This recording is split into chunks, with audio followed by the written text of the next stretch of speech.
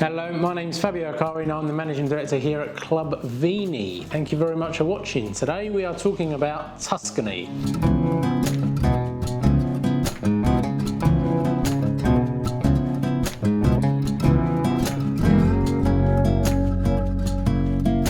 Okay, so Tuscany is probably the most popular region in Italy. Obviously there are a lot of trends going on, but Tuscany remains one of the top staples of Italy in terms of wine. We've been working with a company there called Geografico for a very long time, which is a great agency.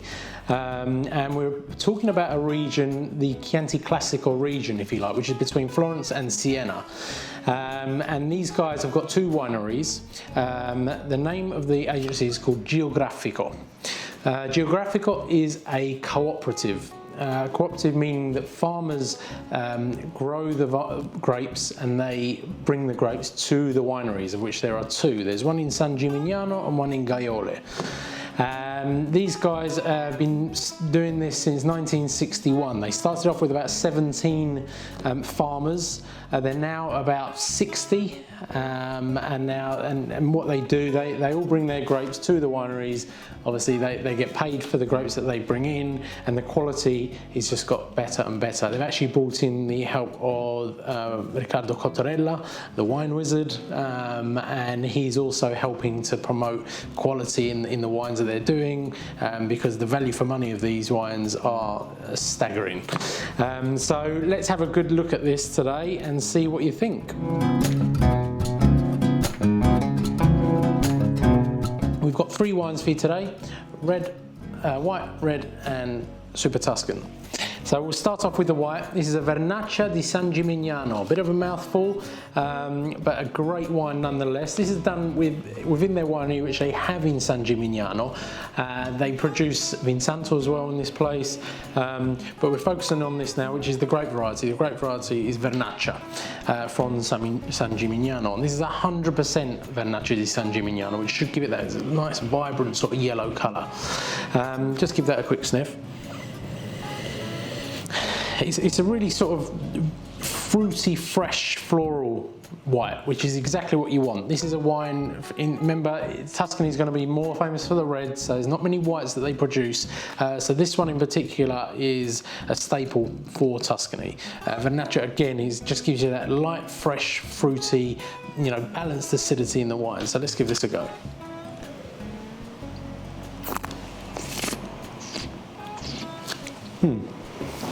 Really pleasant on the nose, on the mouth, sorry. Again, that freshness is definitely there. You get the nice balance of acidity. It's not too sharp, it's not too thin. You also get this persistent bitter almond type aftertaste, which is not a bad thing. It's a pleasant bitter almond, which is a really nice finish to it, because it's a nice dry white wine. You can imagine sitting in Tuscany having a nice glass of this. You'd have this as an aperitif, or with a bit of fish or seafood would be great, because again it's got that good acidity. It's not a weak wine, but it's something that's got a good kick to it. I mean, it's 12.5%, really good white wine. Moving on, something different. This is called Bosco del Grillo. Bosco del Grillo is the name of the wine, and Governo all'uso Toscano, or Governo for short, is the method in which this wine is made. Now, you probably know this as an appassimento, type of ripasso type wine. This is essentially a ripasso, an appassimento from Tuscany. Now, you might think, oh, everyone's jumping on the bandwagon. Actually, the actual method of doing this actually started here in Tuscany. Not many people know. Apparently, they were doing it long before they were doing it up in Verona. So when I saw this, I went mad for it, and I love this wine. Again, the value for money of this wine is crazy. So let's give this a go. Governo all'uso Toscano, predominantly Sangiovese, which is the main grape variety in Tuscany. So you've got Sangiovese, you have Merlot, you have Colorino, and a bit of Cabernet, I believe. Yeah, a little touch of Cabernet. On the nose, it's vibrant. I mean, it's vibrant in the colour, and it's vibrant on the nose. You get a real intense sort of cherry. You get the violet. I mean, how they do this, that with these grape varieties, they essentially pick the grapes between September, October. end of September, beginning of October, and they leave a percentage of the grapes on the vines to dry.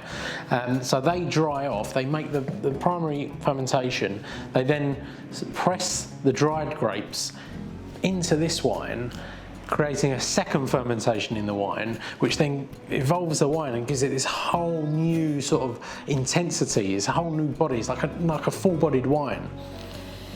And it's so intense on the nose, I love it. It's something that you have to try. If you like Ripasso, Valpolicella Ripasso, this is something you have to try from Tuscany. You really get the cherry and also the violets. You probably get the violets from the first fermentation, then you get the intense sort of cherry and the robustness from the second fermentation from the drying of the grapes.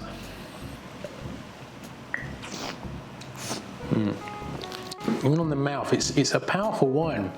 I mean, it's 13%, but you do get that almost fortified type wine where you'd be drinking a Chianti, which could be quite easy drinking. This one's got a whole new level, and that's due to the drying of these grapes, which are then pressed. Obviously, they retain a lot of their sugar content, so the residual sugar in this wine is quite nice. It's really appealing. Still very dry red wine, good and persistent, but it just stays on the mouth, and a really pleasant wine. You have to try something like this.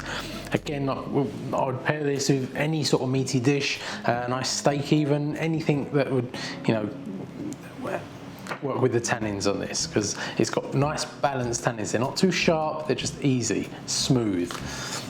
Very good wine. Okay, last but not least, we are now on to our Super Tuscan.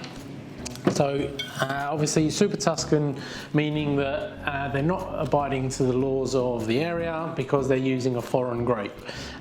So this is predominantly Sangiovese, about 70% Sangiovese from the local area, and then the grape that they bring in is a Cabernet Sauvignon. There's about 30% Cabernet Sauvignon in this, which means it will be an IGT wine because it's using foreign grapes, but doesn't mean anything bad about the wine whatsoever. And again, being from Geografico and working with these farmers, the price point of this is simply mind-blowing. For a Super Tuscan wine, which you know full well you can pay a hell of a lot of money for, this is on par quality-wise. It's there, it has all the bits and pieces you would expect from a Super Tuscan and at a fraction of the price. So I'm really excited to sort of share this with you, so let's give this a go. Again, you get that real deep dark red, which is great. That's Sangiovese, that's Cabernet Sauvignon. It's 24 months aging in this, so it's really it's had its time in barrel, in the bottle as well, and it's ready to drink. This one is a 2012, which is ready to drink now, and here we go. Again, very complex. It's a complex wine. It's had 24 months aging, so you're going to get lots of different flavours in there. It's quite an intense wine, so its intensity is what's drawing me to have a sip.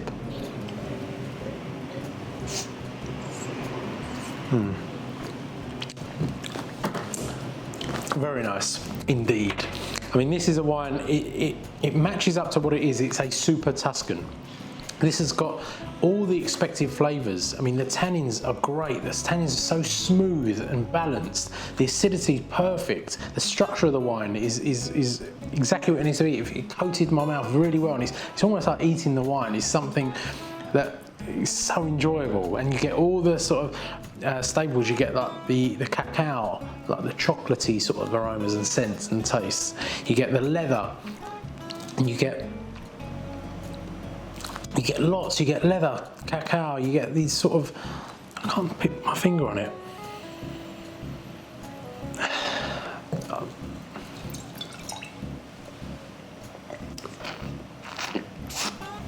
Licorice.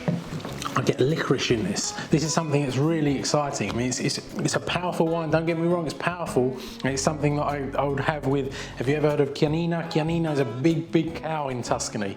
And they do a specialty, the Chianina steak. This with a Chianina steak, I don't want anything else, I'm done. That's me sorted.